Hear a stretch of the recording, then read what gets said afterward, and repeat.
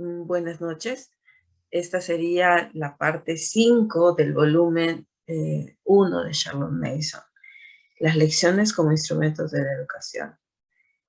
Mi nombre es Blanca Quispe Villaverde, madre educadora de la comunidad Charlotte Mason.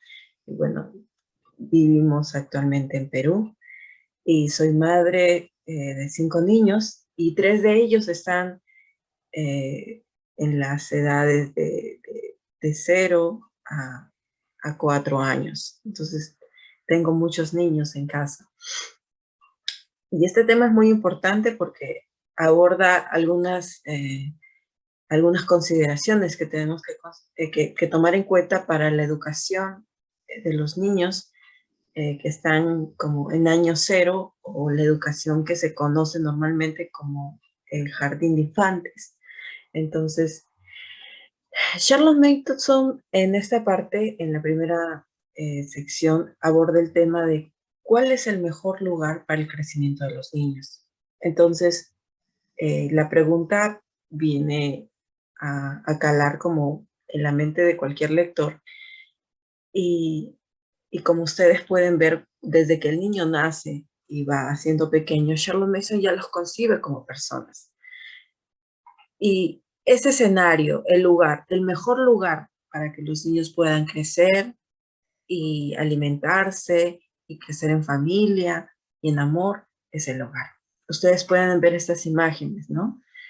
Podemos ver cómo ese escenario tan familiar como el hogar puede ser el mejor de todos para que los niños puedan crecer y desenvolverse. Hay 3 consideraciones que Charlotte Mason plantea, 3 preguntas que una madre que va a educar a un niño pequeño debe considerar, ¿no? Y una de ellas es ¿por qué deben aprender los niños? ¿Y por qué? Es una pregunta de quizás que no muchas se plantean, ¿no?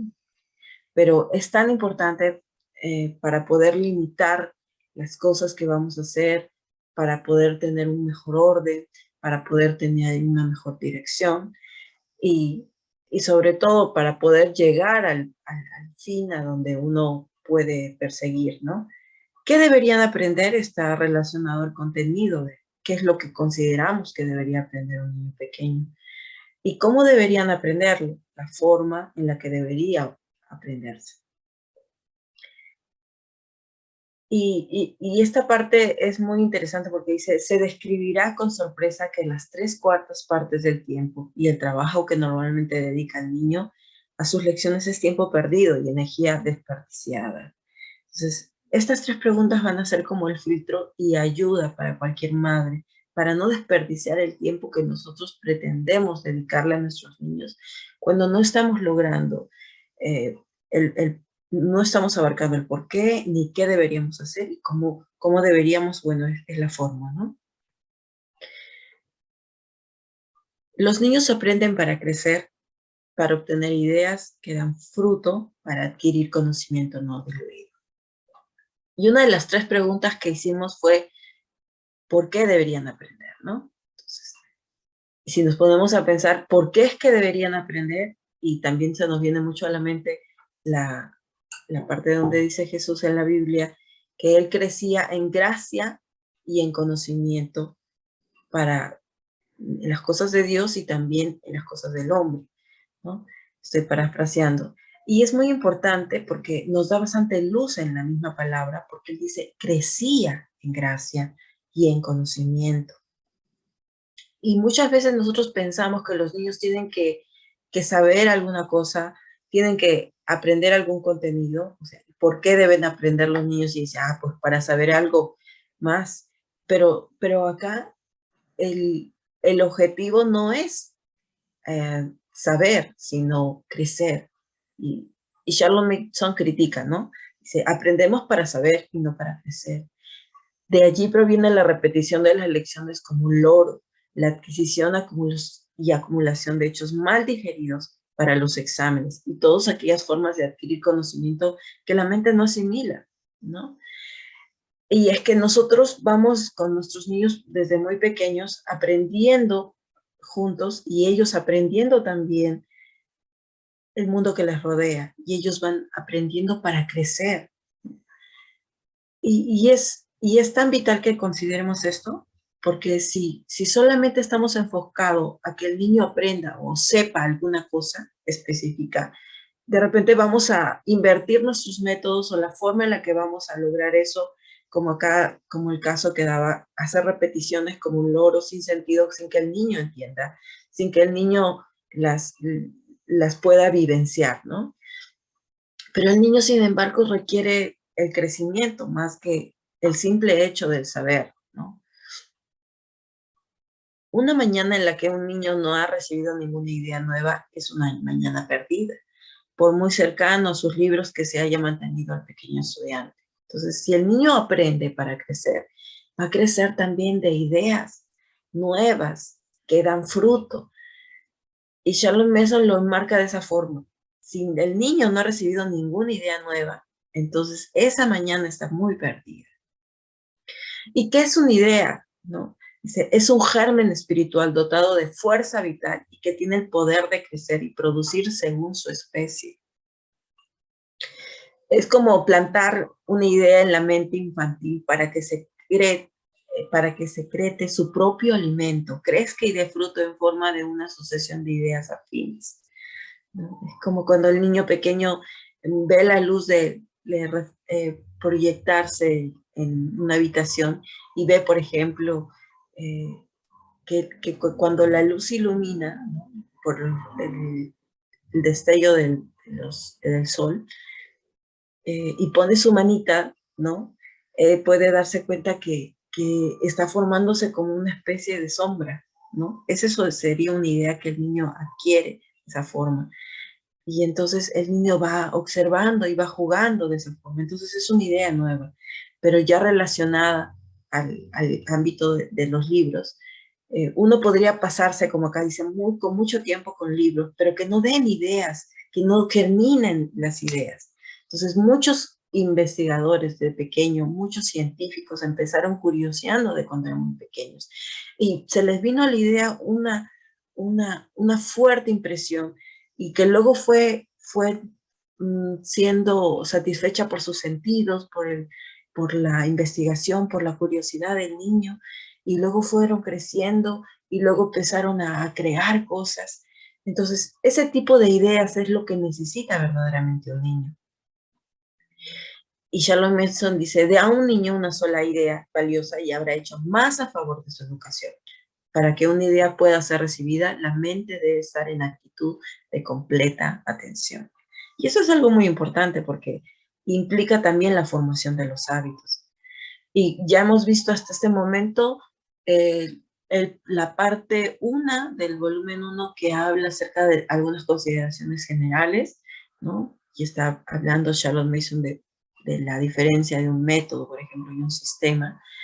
Y es muy importante para este caso, porque estamos hablando de métodos de lecciones, pero también en la parte 2 estamos hablando de la vida del niño al aire libre, y también abordamos en los siguientes partes del volumen sobre sobre la formación de los hábitos. Entonces, ¿por qué es tan importante este trabajo a la par y estas consideraciones? Porque nunca una lección va a sustituir el tiempo que debe dedicar la madre o intencionalmente a la formación de hábitos, o nunca va a sustituir este tiempo de lecciones al tiempo que el niño debe tener en su vida en el aire libre. Dice, no hay conocimiento más valioso que el adquirido en la infancia. Ningún conocimiento adquirido más tarde queda tan claramente registrado en el cerebro, ni es tan útil en tanto base del conocimiento por venir. Entonces, aunque este conocimiento es muy valioso, la forma en la que debemos procurar que los niños puedan adquirirlo es la forma que nosotros debemos considerar respetando la ley natural. Y sé que cuando escuchamos, los niños en los 5 primeros años o en un determinado año de vida tiene la mejor adquisición de conocimientos, entonces vamos a cargarlo y vamos a hacer que esto aprenda y esto aprenda.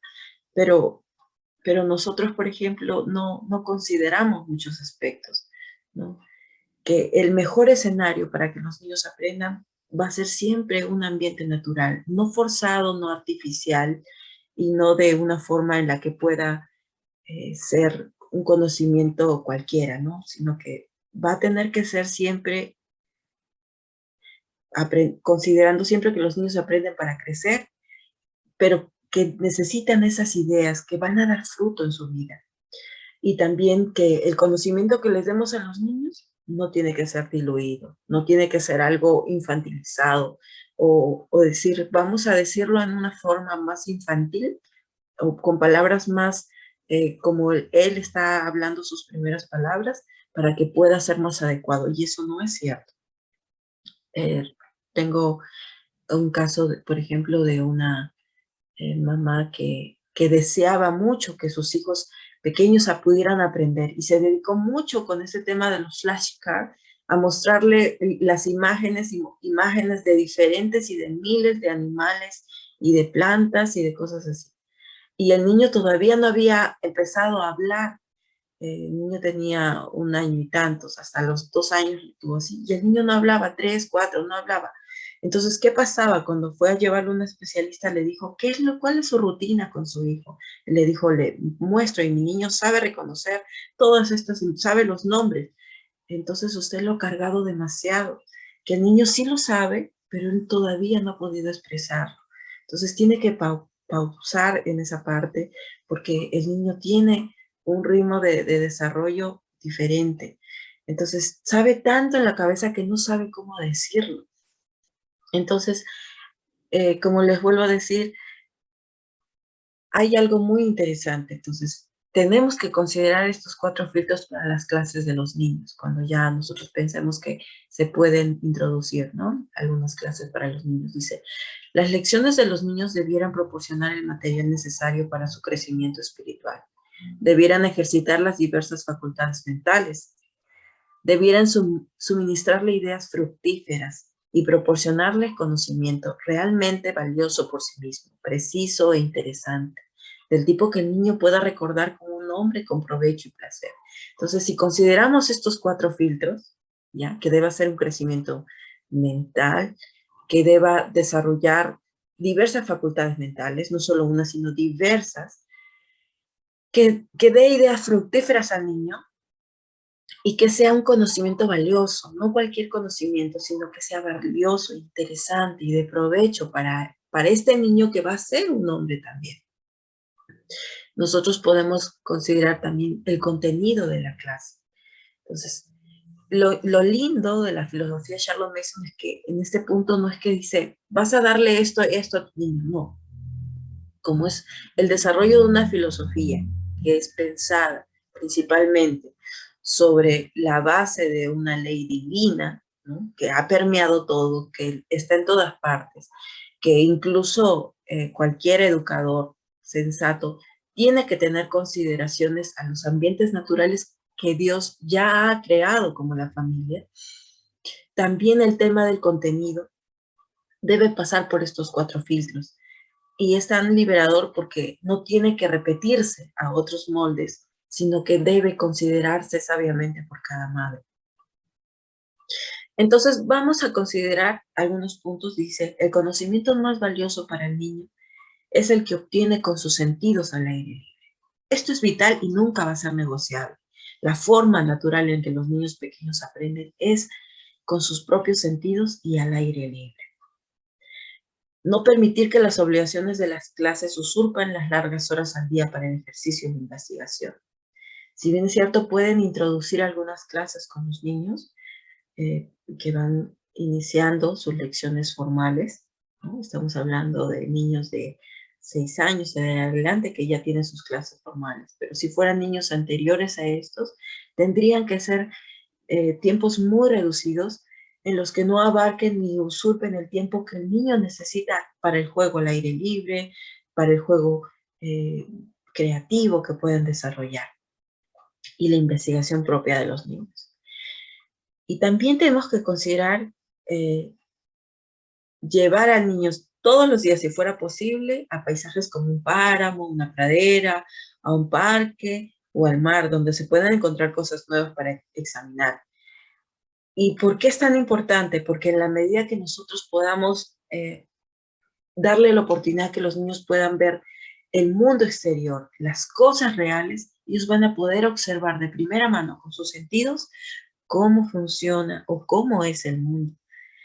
Y desde las cosas más pequeñas, Dios se va revelando también a través de la creación que Él mismo ha hecho. El niño puede observar y maravillarse de las cosas bellas que Dios ha hecho, ya sea una flor, ya sea un ave, un árbol, eh, cualquier tipo de estos que va viendo los niños van siendo base de un conocimiento científico que van a ser desarrollados en sus años formales, ¿no?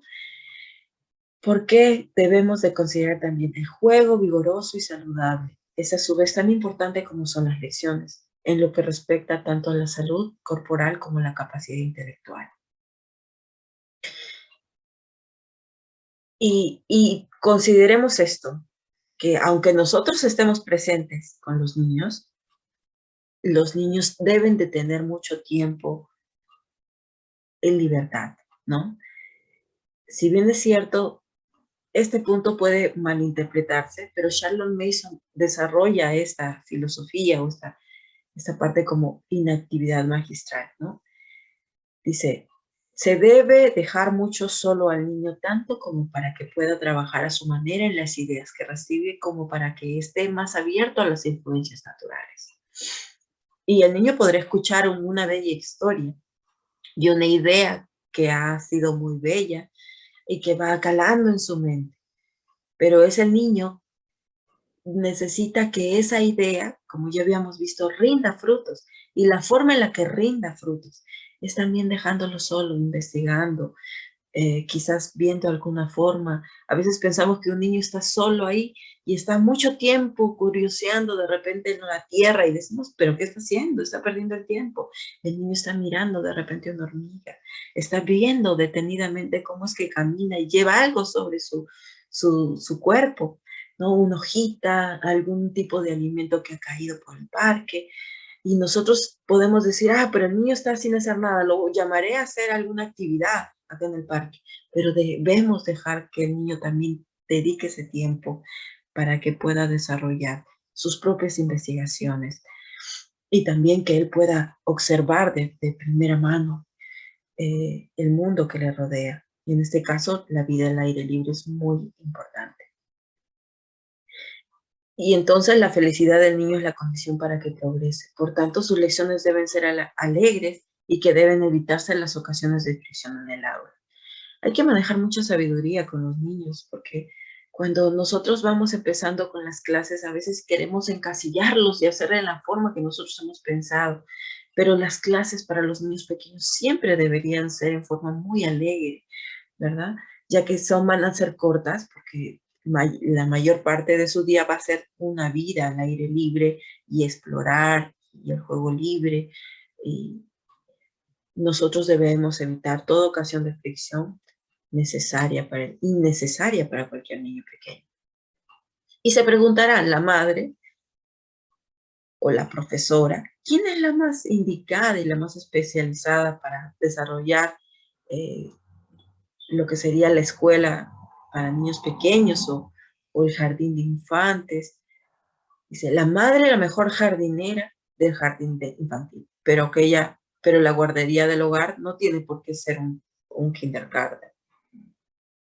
Y es muy interesante porque Charlotte Mason pregunta, ¿quién podría ser la mejor? Y la verdad es que no hay ninguna evidencia en la que alguien pudiera decir que un profesional puede ser mejor o más importante que la propia madre que que ha dado a luz a ese pequeño, a ese bebé, que lo ha visto crecer, que ha procurado muchas horas de cuidado, muchas noches quizás sin dormir por atenderlo, que va atendiendo y viendo sus pequeños movimientos iniciales, de cómo va abriendo los ojitos y va viendo todas las cosas con curiosidad, y nosotros hemos ido siguiéndoles con cuidado. Y aunque uno pueda sentirse, aquí tengo a tres de mis 5 niños cuando estaban realmente muy pequeños, creo que la mayor acá tenía 4 años, mi pequeñita tenía 2, y él debe haber tenido solo un añito, mi hijo varón.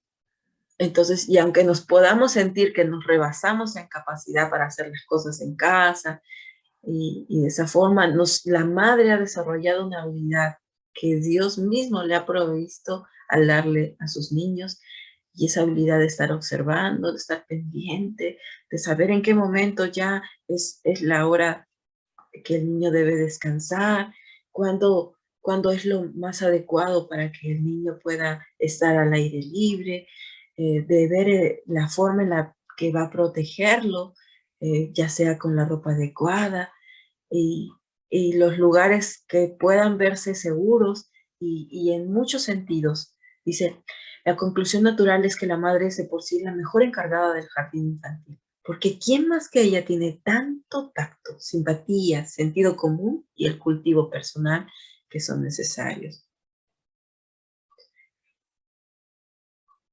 Y otra vez, ¿no? Dice, Charlotte Mason dice, debe darse el valor al maravilloso poder que tiene el niño de obtener conocimiento por medio de sus propios sentidos, conocimiento real del mundo exterior. Y acerca de las tareas del kindergarten, ¿no? Del jardín de niños, dice, debe realizarse las tareas que el niño en kindergarten debe realizar son solo aquellas que él está capacitado para hacerlo a la perfección.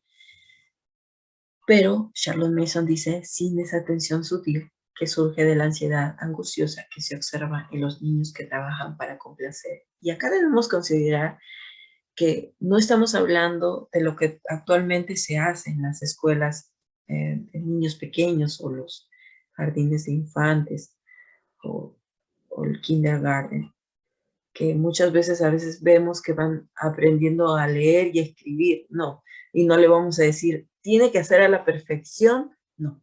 Charlotte Mason está hablando específicamente de las capacidades que ya tiene el niño. En ninguna forma en un niño pequeño de 2, 3, 4, 5 años se le podría estar obligando a que escriba de repente una palabra si es que el niño no está capacitado físicamente, y no lo está. Entonces Charlotte Mason dice que estas tareas deben ser realizadas a la perfección, porque se va persiguiendo un fin más importante, la formación de hábitos, pero bajo la premisa de que el niño tiene que estar primero habilitado por su ley, por la ley natural de su cuerpo, por la formación y la capacidad que tiene el niño pequeño. Pero de ninguna forma debemos exigirles cosas a la perfección en tanto el niño no tiene esa capacidad aún, ¿verdad? Pero también considerando que esa exigencia de la perfección, que les vamos enseñando desde pequeños a hacer las cosas bien hechas, no debe ser una causa para una tensión que produzca en el niño una ansiedad angustiosa de poder hacer las cosas solamente para complacer al padre o a la madre, sino que debe ser algo de deleite, sentir que de repente ha acabado de hacer algo. Me acuerdo que estaba haciendo gelatina y yo tenía muchos de estos vasitos para servirlos, y de un momento a otro se desaparecieron mis vasitos, y mis hijitas estaban jugando ahí con los vasitos. Ya las dejé jugar y estaban formando su torrecita. Ella, mi hija mayor en este momento tendría 4 años y ella acababa de cumplir 3, y, y también quería hacer lo mismo igual que su hermana, ¿no? Y se emocionó muchísimo al ver que ella podía haberlo hecho.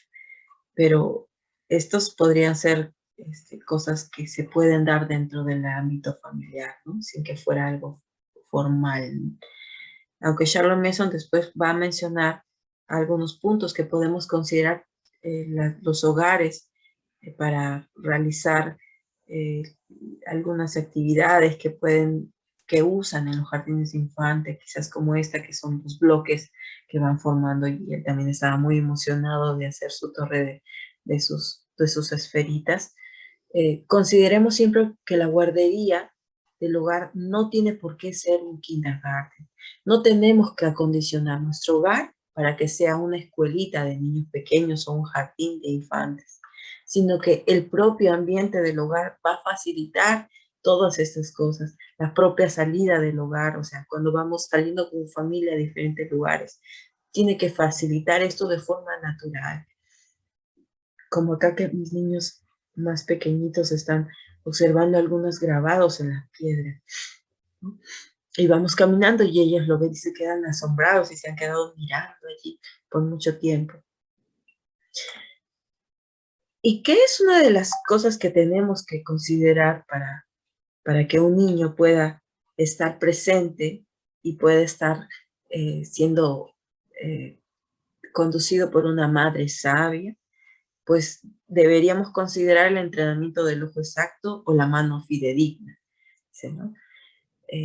Y entonces en esto sí tiene mucho que ver la madre que va a ser una madre sabia, eh, que inventará múltiples formas, como dice Charlotte Mason, para educar a sus hijos en el ojo exacto y la mano fidedigna. Y no tienen que ser pues cosas que uno se mate haciendo como actividades complejas, sino en el mismo ámbito de la familia. Acá, por ejemplo, está haciendo una galletita en forma de, me parece que es un animalito, un chanchito, y entonces, claro, no va a salir así, estas son nuestras galletitas en versión final.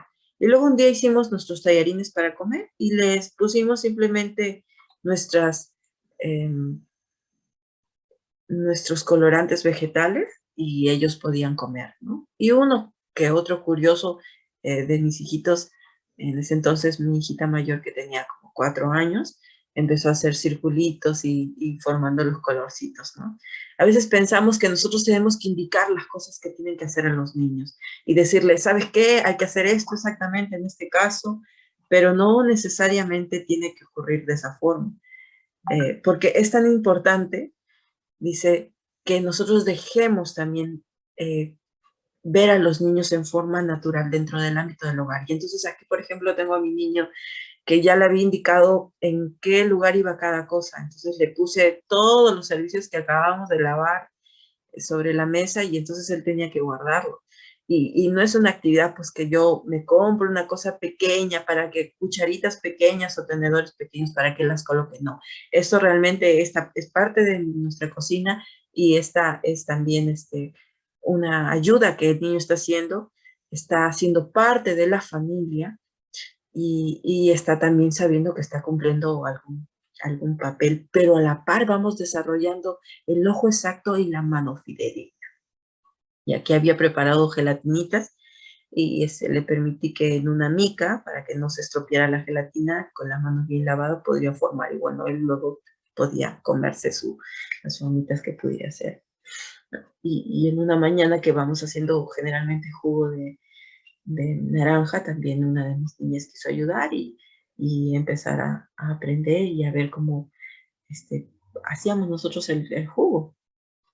Y en general, estos juegos, estas ocupaciones que podemos hacer, eh, quizás van a ser afanes cuando se realizan fuera del hogar, ¿no? Pero en el hogar nosotros tenemos ese privilegio de usar todas las cosas que tenemos a nuestros medios y la manera más sabia posible. Siempre viendo el propósito que se llega, ¿no? Y es más fácil que las actividades de la casa siempre cumplan el propósito de la educación, a diferencia de un jardín de infantes donde puede ser algo muy artificial, porque no está desarrollado dentro de un ámbito precioso como es el hogar. Y siempre consideremos que la dulzura y la luz en el kindergarten o en el tiempo que tengamos a nuestros niños pequeños siendo formados, deben de regir las instrucciones. Los principios que rigen el kindergarten van a ser incluso principios que ya nosotros usamos en nuestro hogar. Entonces, de ninguna manera deberíamos considerar que nosotros nos adecuemos a un kindergarten.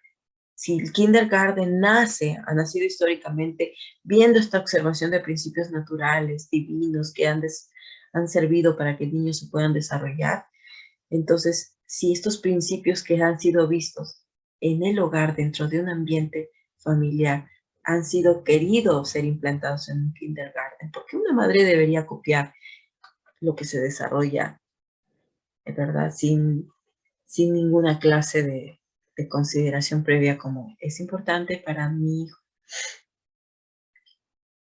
Y dice, nos sorprenderemos al descubrir que el niño tiene definitivamente la inteligencia más aguda, los pensamientos más sabios y el alma más grande.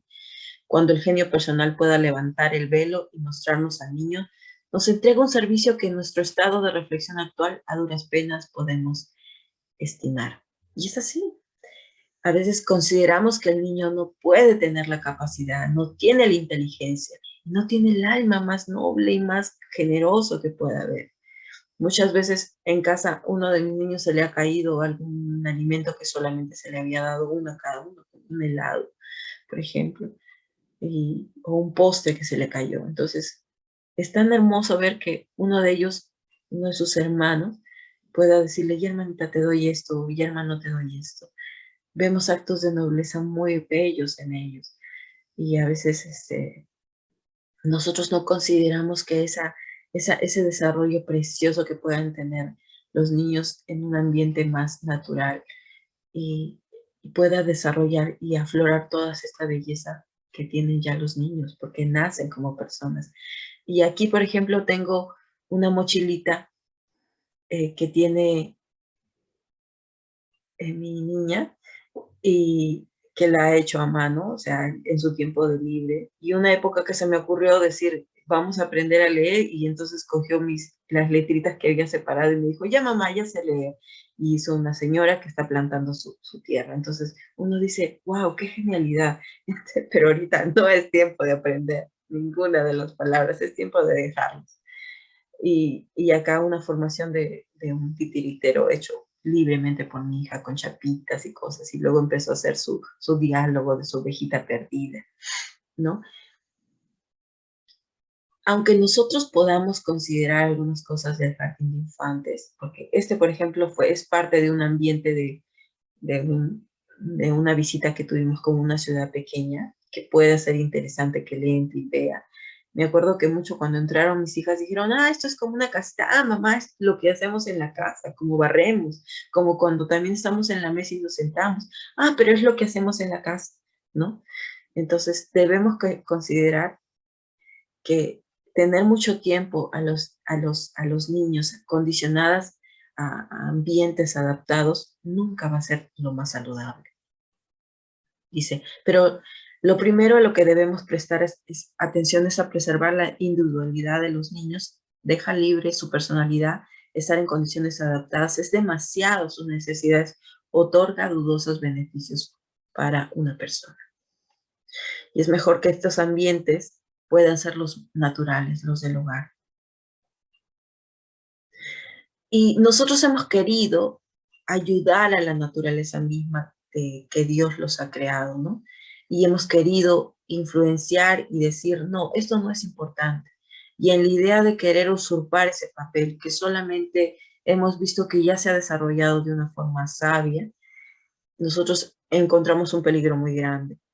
Y ese peligro grande dice, la idea de suplantar, añadirle algo para ser íntegro, perfecto a la naturaleza desde la cuna es peligrosa.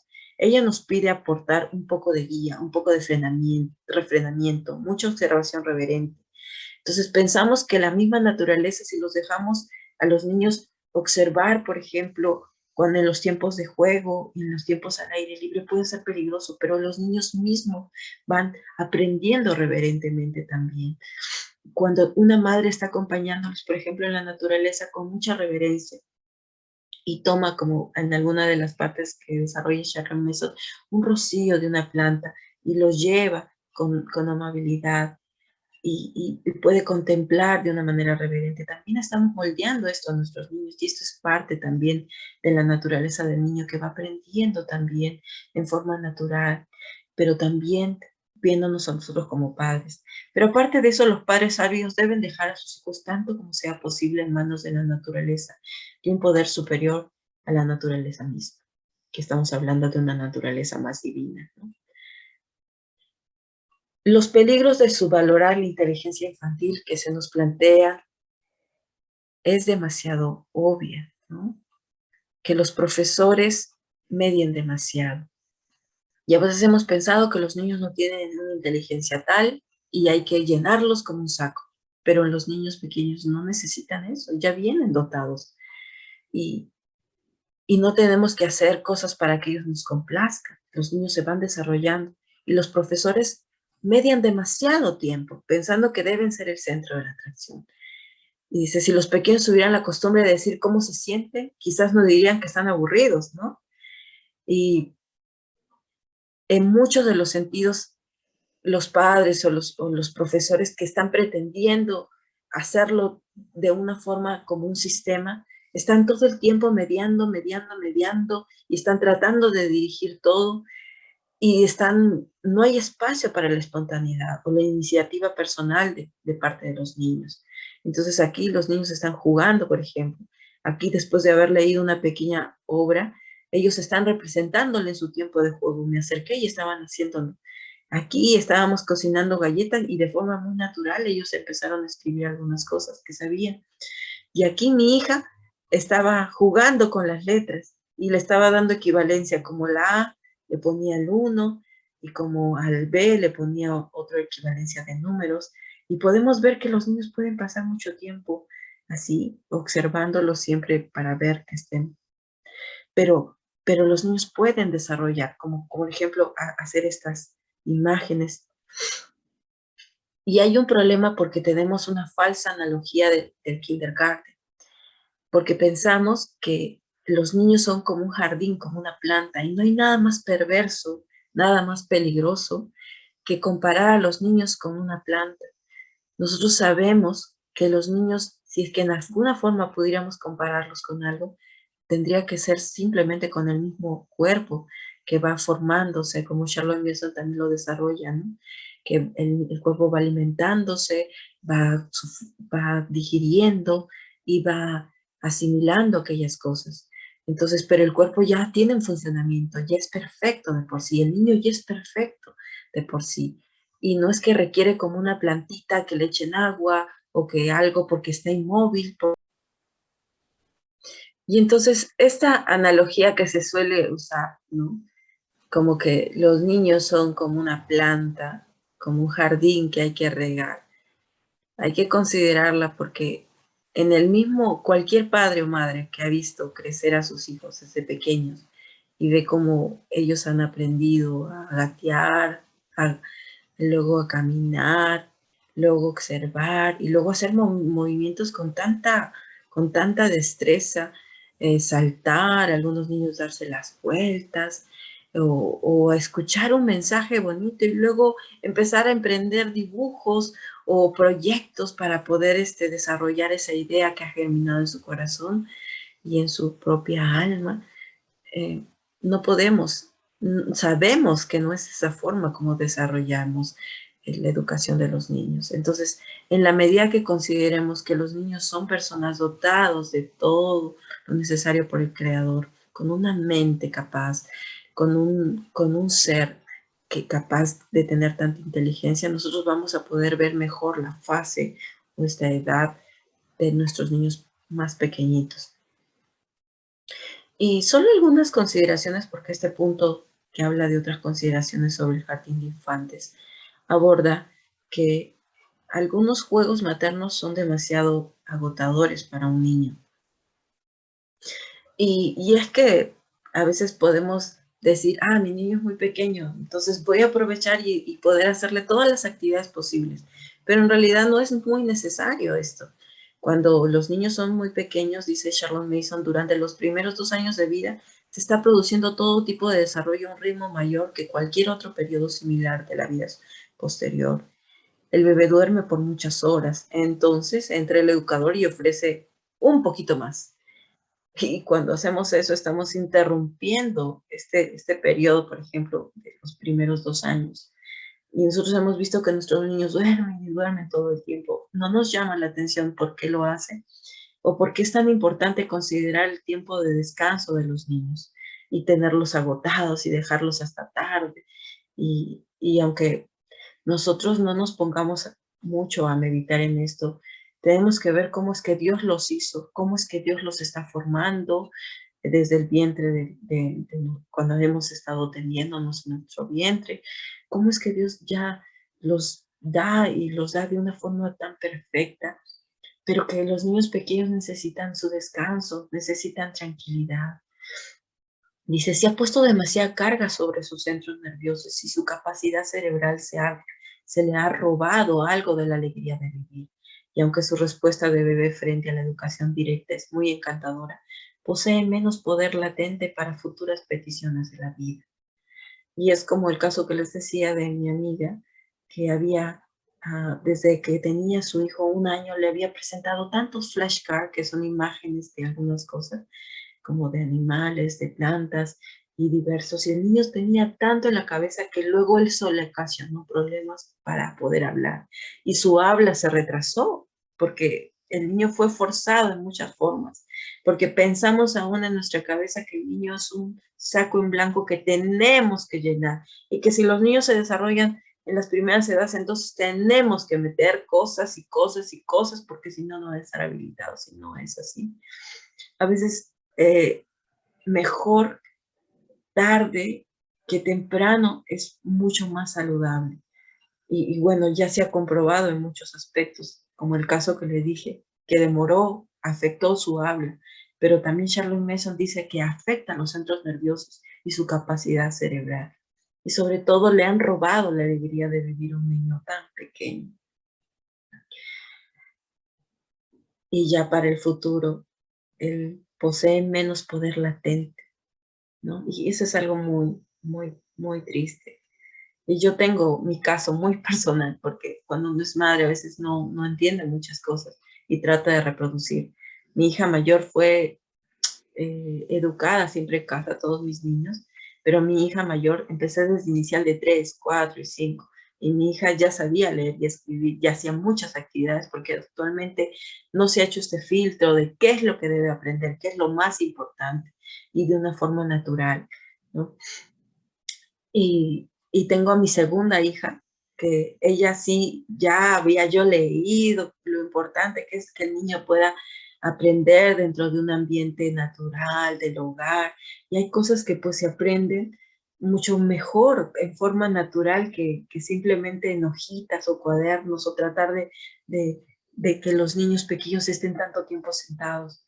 Y actualmente tengo a mi segunda niña, que hemos empezado el año formal este año, y ella responde en muchos sentidos mucho más ávida, mucho más presta, mucho más alegremente, y tiene unas narraciones mucho más detalladas que mi hija mayor, porque yo no le he sometido a las mismas cosas que quizás mi hija mayor ha pasado, ¿no? Y aunque ella también está aprendiendo muchas cosas con mucha alegría, veo pues la diferencia tan notable de lo que dice Charlotte Mason, que no tenemos por qué estar eh, cargando demasiado a los niños con algunos juegos que nosotros decimos educativos, pero que los vamos menospreciando en muchas formas, porque vamos socavando esa alegría de vivir, esa libertad de crear que tienen los niños. La compañía de los pares es demasiado estimulante para un niño. Y nosotros podemos ver que los niños pequeños tienen una vivacidad, una alegría incontenible. Y dice Charlotte Mason, de vez en cuando reaviva nuestra salud, ¿no? Encontrarse con unos que sean como pares nuestros. Pero para la vida cotidiana, relacionarnos en forma mixta con personas mayores, jóvenes y pares, como se da en una familia, aporta además el mayor reposo. Y estamos hablando de lo que pasa normalmente en un jardín de infantes, ¿no? En una escuelita o en un jardín de niños, que siempre va a estar en pares, pero va a ser tan excitante para los niños, va a ser tan agotador, porque todos tienen esa energía, ¿verdad? Y no sé si nosotros nos hemos puesto a pensar, otra vez, como decía Charlotte Mason, si estamos quitándole a los niños ese espacio para meditar en algo más calmado. Y Charlotte Mason lo compara esto, cuando el jardín de infantes están entre pares, entre pequeños, a un ámbito familiar. Dice, como se da en un ámbito familiar, aporta además el mayor reposo y el mayor espacio para el desarrollo individual. Todos nos hemos quedado sorprendidos por el buen sentido, la razonabilidad, la gracia y el ingenio que muestra un niño en su propia casa, en comparación con el mismo niño en la vida escolar. A veces nos hemos preocupado tanto por el tema de la sociabilización que nos hemos olvidado, pero por completo, de que el niño sigue siendo persona y que necesita desarrollar su propia individualidad. Y cuando están entre pares generalmente no se desarrolla eso, sino que se adoptan conductas de los otros niños. Pero en un ambiente familiar donde hay mayores, jóvenes y también sus hermanos, es un ambiente perfecto porque el niño va viendo cómo se siente en la mesa un adulto, va viendo cómo el más pequeñito empieza a comer y se siente mucho mayor y dice, hermanito, te voy a enseñar, ¿no? Y es un ambiente tan precioso y tan natural que sea de esta forma. Charles Manson también hace otras consideraciones, como por ejemplo el peligro de suplantar a la naturaleza y la importancia de la iniciativa personal. Dice que la forma natural que muchas de las familias que nosotros hemos sido educados en una escuelita de niños, de repente llevamos en la mente, ¿no? Y entonces estamos pensando, vamos a hacer esta actividad y luego esta actividad y esta actividad y esta actividad. Dice, y privándolas del espacio y el tiempo para que se haga su propio trabajo a su manera. El ingenio que permite a los niños de una familia inventar sus propios juegos y ocupaciones a lo largo de un día de verano vale más en la vida adulta que una gran cantidad de conocimientos sobre cubos y hexágonos.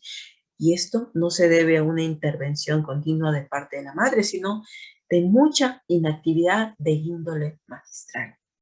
Y es tan importante que nosotros conozcamos más acerca de esta forma, porque el ingenio que el niño puede desarrollar es mucho mayor y en muchos sentidos, como dice Charlotte Mason, va a ser mucho más valioso para la vida adulta. Y finalmente, ¿para qué educamos, no? Si no es para crecer. Y si es para crecer realmente, entonces nosotros estamos procurando que sea algo valioso para que él vaya creciendo como ser humano también. Y, por ejemplo, pasar tiempo en el aire libre, observando. Hay oportunidades en las que la madre puede hablar, pero es muy sabio, muy reverente que el niño pueda ver muchas cosas y en el momento que él haga las preguntas, un padre y madre puede estar allí. Acá podemos ver, por ejemplo, una imagen de mi familia observando unas formaciones tipo andenes que tenemos en Cusco.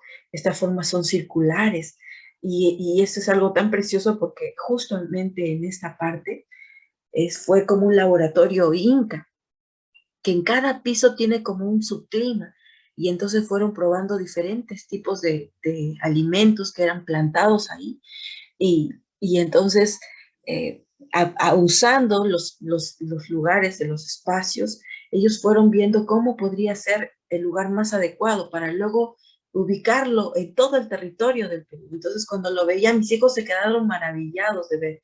Y obviamente todos estaban ahí preguntando algunas cosas porque realmente querían saber sobre eso. Y entonces empezaron a meditar, o sea que por el piso es que va cambiándose un clima y ahí se va presentando una idea muy valiosa. Ah, mamá, con razón, cuando vamos subiendo y venimos a la sierra, hace tanto frío, y cuando estamos más abajito al costado del mar, es más fresco y el clima varía. Entonces uno va aportando esas ideas a los niños, pero no es que tú le dices, es así porque en el mar es así, a tal altura, a tal latitud. No, pero es diferente que el niño pueda verlo y de primera mano lo pueda ver. Entonces, ¿qué es lo que tenemos que hacer? Una madre debe sembrar esas oportunidades, un padre debe sembrar esas oportunidades de poder experimentar, de ver ese trabajo de los niños con sus ojos, con sus oídos, el gusto, el tacto. Entonces ella aportará al cerebro de los problemas y el corazón de los sentimientos, y el rol de la madre o la maestra de los primeros años es sembrar oportunidades y luego quedarse en un segundo plano, lista para dar una mano de guía o de restricción solo cuando sea necesario. ¿Y qué pasa con los niños que no tienen hermanos? Algunos dirán, ah, para ellos sí es bueno el jardín de infantes. Y Sharon Mason dice, ni aún así es bueno el jardín de infantes, ¿no? Porque por la consideración de los pares, y no es adecuado por las diferencias de edades que se dan propias en una familia y que es muy, muy, muy saludable para el crecimiento del niño, que es lo que se percibe. Si fuera en el caso que fueran niños solos, es preferible, mejor sería tener un niño vecino por compañero con quien se juegue de manera frecuente, o una joven vivaz, una joven niñera vivaz, dice Sharon Mason. Entonces, aún en esos casos, eso sería más compatible o más adecuado para un niño. Al niño se le debe permitir que ordene ciertas partes de su vida. Y es que en realidad esto no solamente es aplicable para un niño, sino para todos nosotros como adultos. Dice, los detalles de la vida familiar le darán el reposo de una vida ordenada. ¿Qué más orden que es lo que se da dentro de un hogar? Que sabemos que se ordena la casa, que hay limpieza, que se cocina, que se tiene un trato entre familia, que se tiene un tiempo como familia. Entonces, ese ambiente del hogar ordenado le va a dar un reposo muy saludable a la vida del niño. Es muy saludable también que al niño se le permita desarrollar este tiempo al máximo para su crecimiento, dice. Pero en cuanto a los demás, debería tener más tiempo para el crecimiento libre del que es posible realizar en las más encantadoras escuelas. El hecho de que las lecciones parezcan un juego no es un factor de alabanza. Los niños solo quieren libertad del juego, o sea, libertad para el juego que tengan. Y sentido de ordenar por sí mismos que se den el juego. Entonces, y aunque el juego pueda ser muy divertido y decir, están aprendiendo jugando, es mejor que los niños en esta etapa desarrollen el juego libre. Entonces no es de una cosa de alabanza decir, pero no estoy enseñando de manera formal, estoy enseñando con el juego, pero lo tengo socavando en su tiempo libre y no hay ese sentido de libertad y de creación de los niños. El desarrollo natural en oposición a todo sistema organizado con demasiado cuidado está respaldado. El desarrollo natural es mucho mejor al artificial, a la intervención excesiva de padres o de educadores. Y acá, terminando, tenemos este caso de Helen Keller, la cual nació sin poder, tuvo una enfermedad y a causa de esta enfermedad ella no pudo ver ni oír y por lo tanto, ustedes saben, no pudo desarrollar el habla. Y nos cuestionamos ya en este caso, porque Sharon Mason lo menciona. Dice, ¿el kindergarten es el mejor lugar de instrucción para el niño? Y aún en este caso, en el caso de Helen Keller. Y acá tenemos un sentido muy hermoso, porque cuando Helen Keller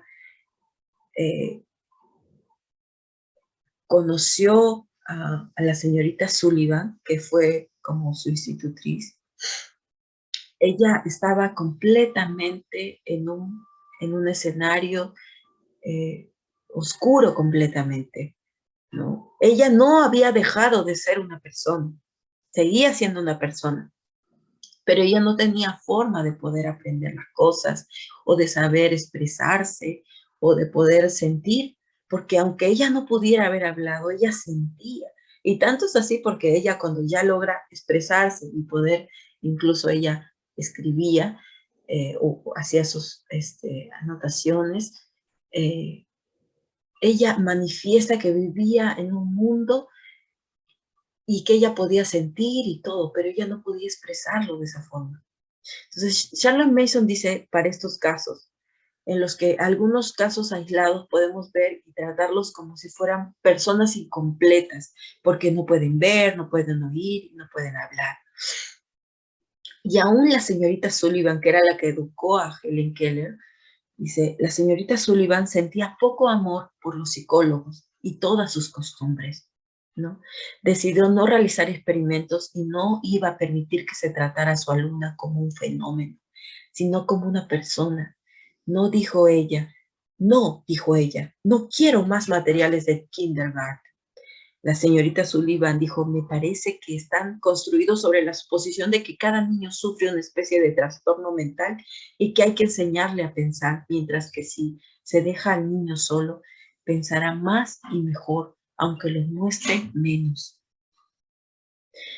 Y, y eso es algo que Charlotte Mason le llama mucho la atención, porque si aún en este caso tan particular, lo cual la mayoría de nuestros niños no pasa, se le ha considerado como una persona, se le ha puesto a desarrollar ella misma. ¿Qué es lo que hizo? Pues eh, la señorita Sullivan ofreció a Helen Keller la posibilidad de poder comprender las cosas a través de las letras, a través del braille y a través de su tacto, que era lo que ella sí tenía, ¿no? Que no había perdido y que era su conexión, como a los niños pequeños se les permite desarrollar las cosas por medio de sus sentidos y absorber y a comprender las ideas también. Entonces Helen Keller también fue usando esto, fue ella aprendiendo a través de su tacto y ella fue aprendiendo a leer y también ella pudo expresarse en esa forma. Ella pudo escribir inclusive luego. Helen Keller es un caso muy extraordinario y, y lo más interesante es que con ella no se usó un tratamiento diferente. Y como la señorita Sullivan decía, que no sentía mucho amor por los psicólogos que estaban acostumbrados a hacer experimentos en casos extraños. Y, y ella decía, mi alumna no es un fenómeno. Y ella no iba a usar materiales de kindergarten. Y si en un caso como el de Helen Keller fue pasando de esta forma, con mayor razón en el caso de nuestros niños, ¿por qué tendríamos que usar materiales del kindergarten? Cuando sabemos que muchos de estos materiales pues han sido pensados en un comienzo como desarrollando principios que ya se dan en el hogar, pero que nosotros sabemos que en el pasar de los años ha sido transformado a un sistema duro, inflexible, poco natural, adaptado en ambientes artificiales, con actividades que agotan a la madre y al niño, que no benefician el crecimiento y que socavan el tiempo de libertad que debe tener un niño pequeño y que debe de privado de ambientes o como oportunidades para que el niño, como salir al aire libre, como ir y ver. Hace poco salimos con mi familia a ver, visitar un volcán, por ejemplo, y ver geyser. Y mis niños más pequeños estaban maravillados y preguntaban, ¿y por qué mamá esto es igualito como cuando la olla hierve el agua y hace? Entonces ellos van hilando y van haciendo construcciones porque ellos mismos están observando. Y este tipo de oportunidades son lo que los niños pequeños necesitan, porque los niños son personas. Muchas gracias.